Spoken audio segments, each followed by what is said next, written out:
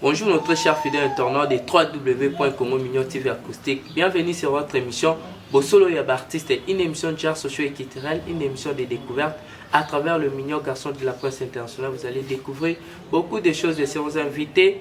Car Nenge Zarabalobi, à mode Kinshasa, et pourquoi pas topé sa moto na batu balingaka biso puis batu basapotaka biso ndeti bafe na biso kasi kasereka boss et puis boss Jimmy Bella en direct de la FDC. Babi, je suis pas seul, je suis avec porte-parole, il y a artiste na biso Eredi Beyoko de Toyoto Sola na yeto panga na ye pour pesa ki to connaît tellement batu bazaki na besoin ba baba news sur orchestre na biso Melody City on a le baki il faut na luka porte-parole, il y a Eredi Beyoko pour to me camper ko Sola na ye na kota porte-parole na biso Jérémy de Best. Bonjour Jérémy de Best.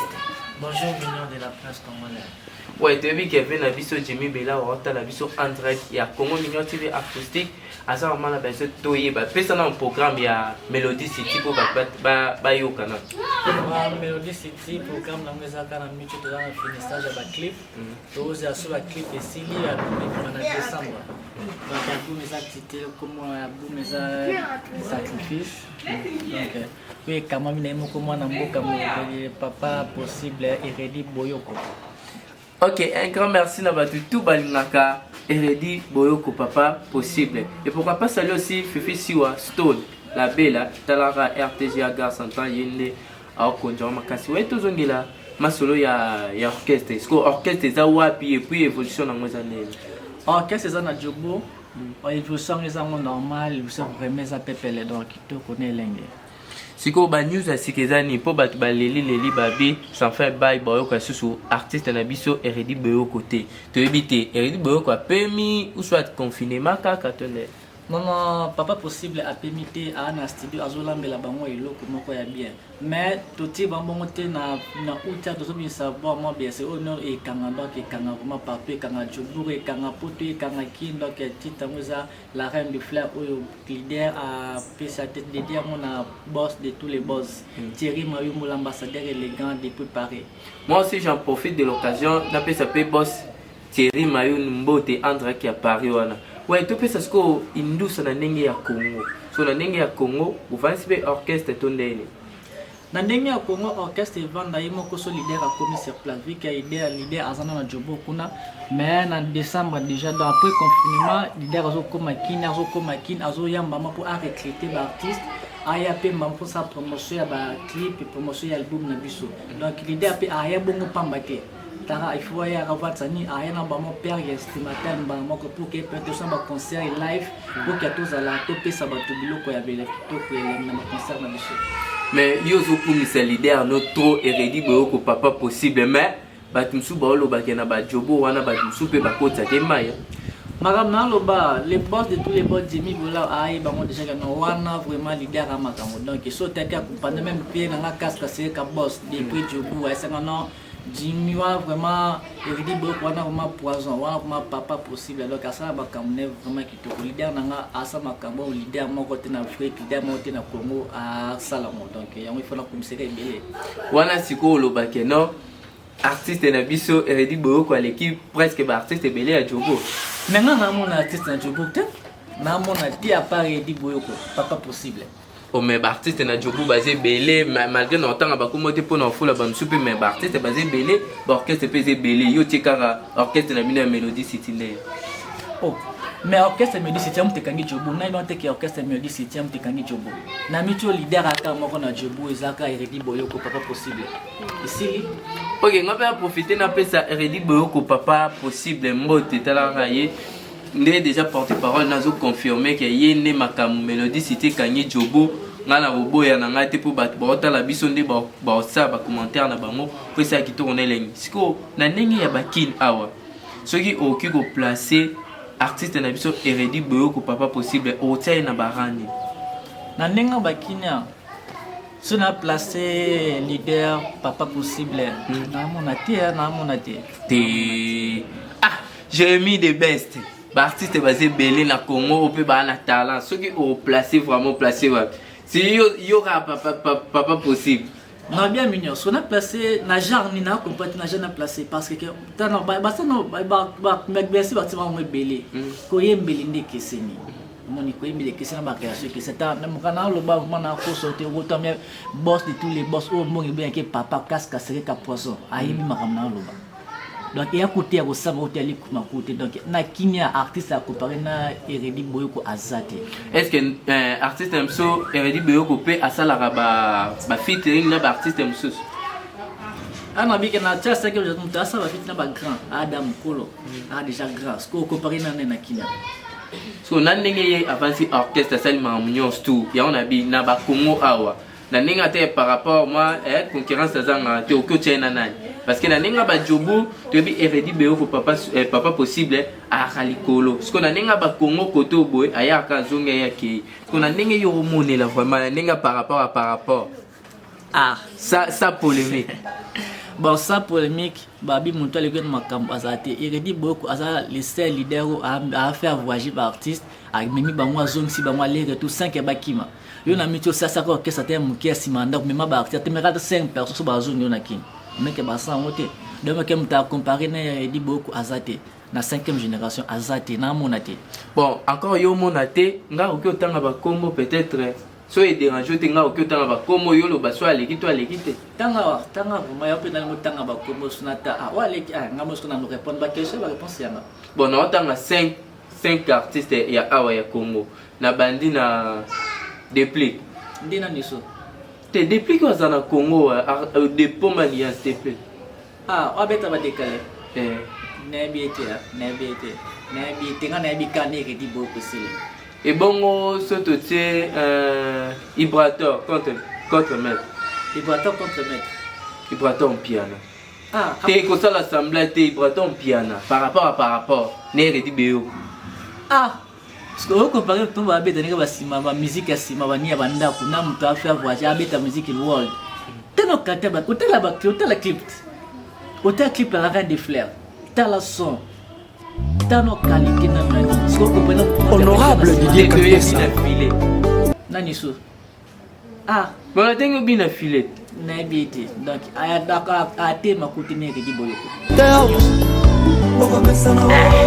so na mutusko apandisi vraiment makambo soit vitesse opera ye papa ya bana ngai moni na mcho Eredi Boyoko fait na ha ba vina nga Feregola vina nga Fali ekite watana bitina bakawana ba Koffi Olomide ba Weranson tena bakawana ko teta bakama bien blond bien c'est moi teno kita leader na quand même valeur bon na te kasi na te leader na biso na Feregola Papa H Feregola Papa H na PCM to na leader donc wana somo est-ce que place qu'on connaît bien ba beta fit so baza barama ko ba beta ba featuring et qui tourne et les kakoto c'est bon qui tourne na fit moi beaucoup tout ça professionnalisme bani tano mtabisa vraiment biwana tana vana kinze mu la reine des fleurs musinga mayamus et bisika vraiment mayamus non Eredi pardon Eredi vraiment boye.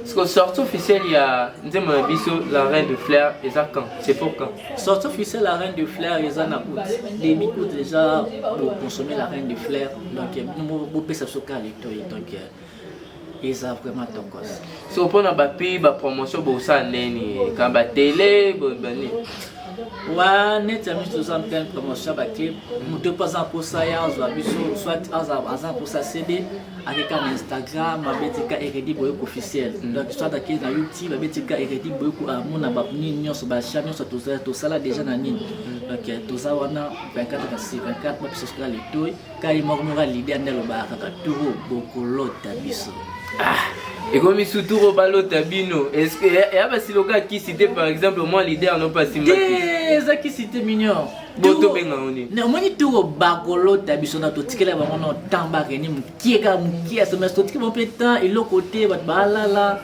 ba kumbeza soute comme ko leka be tuk nini boye nini rumbati imoko l'architecte de la rumba a tout ça mignon balota bisoka voilà pour lui balota parce que Eredi Boyoko papa possible. Ah oui, c'est l'ambiance qui se passe ici dans le plateau na biso na pe na tika na moi elo vraiment pour na CPP na moi slogan ngo ba balota biso donc il faut balota pe Mignon TV, il faut balota pe Congo Mignon TV acoustique na nenga indusa. Oui, siko ba jeune ou soit ba jeune talent ou bazana besoin ba kota Melody City ba osala nini Bah, j'ai un travail pour que Mélodie City, l'idée est que déjà mis des confinements. Elle pour arrêter les jeunes talents. Donc, porte ya mwana eza déjà pour les bobongama déjà ya bobongama déjà boke au stade d'abord entraînement pour erazo leader zo ya ka bida mama beso ya d'abord qui déjà au stade d'abord entraînement bobongama déjà ya leader zo ya to ça mo recrutement ba jeune talent bino pe bozaka bo mona ba bo sa recrutement bozo ba jeune talent boke ozo ba trou ba musicien te boke ozo ba na changu boyena bango na nenga indusa bobomi Mélodie City million de la place surtout au travers de professionnalisme tara to tourner na ba grand moi quelque chose que tous abandonnent moi que ça ma propriété si ça doit tenir moi bien na jika orchestre moi bien na bakanga bana matiti te biso bongo te so tout travail ata besoin mélanger bana partout mélanger tout ça bilan do mélanger pour ma partout bazoya ta va des orchestres moi il faut que ça monte l'autre et là on est siko que lo pona bana jogo o ba otala ona Congo Mignon TV acoustique ona bara pona bana jogo na jogo kuna artiste ate bana jobo ebi ke jobo e amboka moboe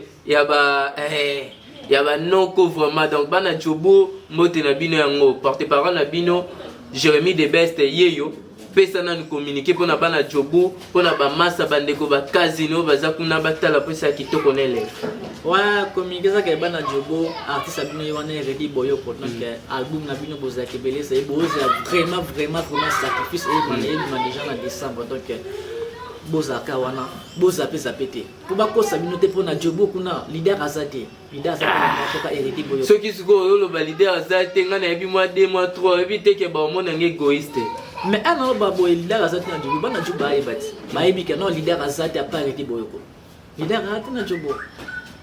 C'est ce qu'on sort officiel, il y a 12 titres, ça c'est pourtant. C'est pour décembre. C'est qu'arrivé à leader et là on a sorti officiel, il y a des titres. Ouais, arrivé à leader à jouer pour que ça va promotion, bah il y a clip, non, et après pour tout lancer maman sorti officiel pour clip bah ni sacrifice et bima partir à Djobou et na Paris maman que sous Sanakin. Donc ils savent comment tourner. Ah oui, my people, I'm there already. Bana Jobo, il faut s'abonner quand la Congo Mignon TV acoustique. Porte-parole, il y a artiste Nabiso Yeyo, R.D. Beoko, papa possible. Babi, orchestre Mélodie City, et ça déjà na Kinshasa, représentant Nango Yeyo, Jérémy de Best. Donc, Molobeli, il y a artiste Nabiso, R.D. Beoko. Ceux qui ont besoin, il y a un orchestre, soit ils ont besoin. Il y a l'autre ensemble pour l'orchestre de Mélodie City, Naninga Kinshasa, pour Jérémy de Best, ou soit Oloki Mignon TV, pour solo la tour comme ça message et pas l'idée à Kalinga Zara. Et pourquoi pas la personne en cause de la position à Stone Baby, donc à la carte donc on dit que le mois, il conquiert, pour mes capons pour l'obé, pour la leader, ouais, Mignon de la Prince. Mamna lobo mais mamna loba ici dogo mutolu ya lemba donc abika non mamna lobo vraiment et ça vraiment solo donc bana kin bana partout bana jobu bana Paris abu na bino boze la ming sacrifice ya moi déjà isola donc boza pété bako samno litoité rumba na Congo ezate donc leader Camille Terzoya après le confinement il m'a causé bon par rapport à vitesse par rapport à ma Congo leader à vitesse je peux so lingi donc na tani da moi ma leader à sala à ce moment il minene à ma casse ma leader à sala dans amuna mtu asa mtu na Congo mtu akoko sala mtu ndinga ba kina tandinga ba jubu donc nitakosa mtu donc boksa soka litoyi. Ah oui, c'est ça, porte-parole de la Bible, Pessabisoura Litoi, pour ça la Kitoko Nelengi. Je suis vraiment presque à la fin de mon émission. Nous avons clôturé l'émission de ça qui a remercié Bavé Nangaya Djobo, Baoba Solarabien, Batamborana, Bamon, Nabakar, Nabango. Et ça, c'est le roi, Babos, Msoussou, Baprometaka, Bapesrate, mais Bavé Nanga, Bapesaka, Bapesa, Baotan, Bango d'Atité. Nous avons Nanga Cascasserica Poison en direct de Djobo et pourquoi pas Francis Bambango. Donc, Talana Combo, Francis Bambongo, c'est que Tamborana Bambongo, Babi Jimmy Bella, Ofité sa Djobo et pourquoi pas Ardi Kaombo, mon fino Koufak Fondation, Babi Fondation est dans la vitesse et pour nous ressourcer orphelin, Fondation y avait Nabiso Ardi Kaombo. Babi Général Kif. Bakome sana na biso makasia bakolota biso pe loba artiste na biso R.D. Beoko. Je salue aussi Charlie Makombi. Charlie Makombi, je salue aussi. Je salue PDG Eric Tela, boss. Je salue aussi son excellence Guilherme Pongo, Caps. Je salue aussi. et pourquoi Mike Mombito One Way boss pe na nenga ba Jobo Moïse Wasitu boss babi Cédric Mbanza boss l'icône ya monde etaka icône na monde azara moko Cédric Banza l'icône du monde Jordan Mwamba taille monétaire ya ope ngwana je salue aussi les boss Thierry Mayumbu babi tozo zela déjà la reine de fleurs na fin ya août déjà pour ça la kito connaît lengi babi batunyo su balingara biso pe tolingara bino artiste na biso ndeko na biso porte-parole na biso mot de la fin na batu baota la biso na nuna Congo Mignon TV avant pesa ba dédicace ouais monde a fait ça que non album na biso sacrifice na beta ndé c'était pour na sortir album na biso sacrifice et mana décembre donc il me prend c'est ça na 12 titres à Pamba les 12 disciples donc quand il y a des démos baka bolo ta surtout vraiment bolo ta biso ni bozolo tande biso monde fait ça que non bopesa soka litoi bopesa ka leader litoi donc quand no bandaka ko baka na kini leader azate na Jobu leader azate le leader aka Eredi Boyoko papa possible. Ah oui, quelques dédicaces dans ma boîte à la vision na Congo Mignon TV acoustique pour ça tourner là. Bon, dédicace tanga loso en sinon mbote na moto pour binga ke papa Isidro comme tolu ya lemba. Tanto abiki asombi des containers à CD. Oh, déjà rassembler on va bien des containers à CD déjà Isidro comme tolu ya lemba na casque sereka poison. Donc l'homme qui manipule les vrais billets na PC moto de Brazali na mon vieux Michel Mukenge Chai na PFK plus Pichouf avec Yanga un Congolais perdu au Canada. Donc na PC va mbote belé. Bravo. Ah oui, je suis à la fin de mon émission. La PC mbote na ba tunyo su balinganga ba vivre na André qui est Suisse, balobi. Un grand merci aussi à Eredi Boyoko André de Jobo et pourquoi pas Didier Mpiana garçon Stéma. Je salue aussi tous mes abonnés, tous les fans de notre chaîne YouTube Congo Mignon TV. Balobi Christian Malé la soldat divin de quitter les monviers à Palais. Babi Batunyo su balinganga mignon.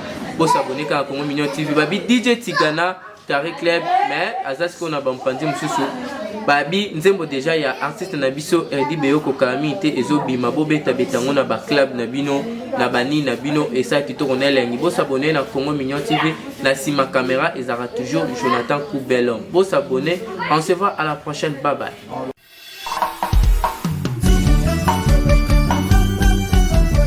Papa